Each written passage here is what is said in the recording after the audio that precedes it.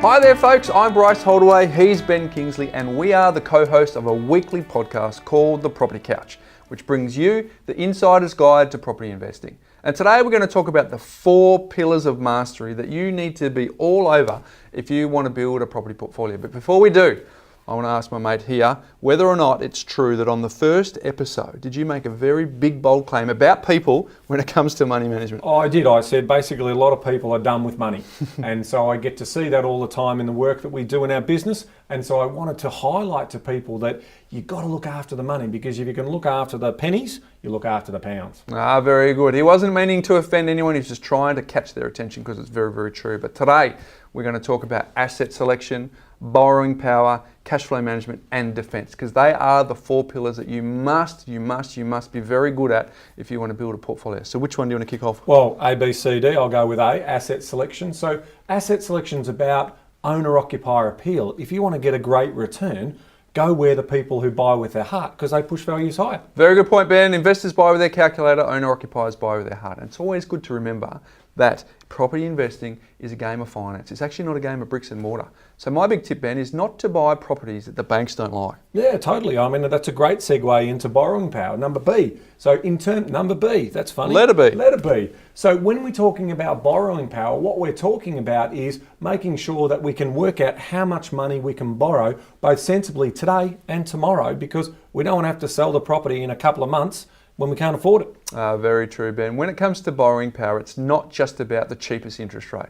In fact, that's what a property investor should avoid having as an opening conversation. It's about structure. And it's also about thinking that property investors generally have multiple loans and multi-million-dollar loans. So they've got to be thinking in the future, Ben, like a game of chess, 2 or 3 loans in advance. Totally. And great segue into also cash flow. You know, if you're going to borrow money, you've got to make sure that that money's going to last you. And if we can trap that surplus and start investing it, well, that's how we make money. I think it's a key point that Ben said. You've got to trap your surplus at the end of the month, because a lot of people have too much month left at the end of the money. And if that's you, we've got to make that change so that you've got not just enough to meet your needs today, but putting a bit aside, Ben, to meet the needs of the future. Totally. It's about making the invisible visible, isn't it? In terms of starting to understand how your journey is going to play out. School fees, changes, renovations, new cars, holidays, all those things need to be planned in there. And then it's about understanding the surplus that's available there, getting that cash flow right, and then investing with that money.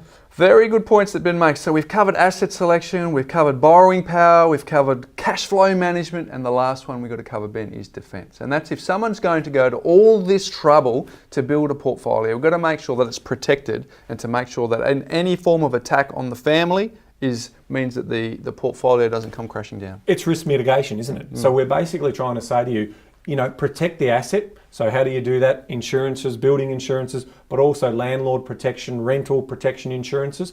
That looks after the asset. But what about you? You've got to produce the money to start with to actually service that loan and build that wealth.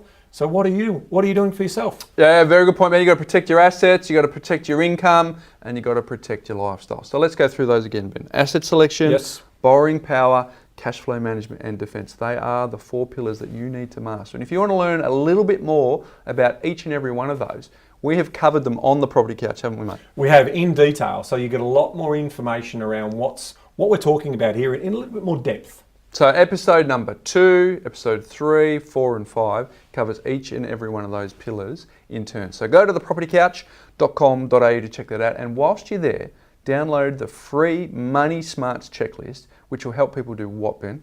It'll basically help them be smarter with money. I don't want people making dumb decisions with money. So we've set up some fantastic principles around how you should manage your money. Very good. So there you go, folks. Check it out, thepropertycouch.com.au.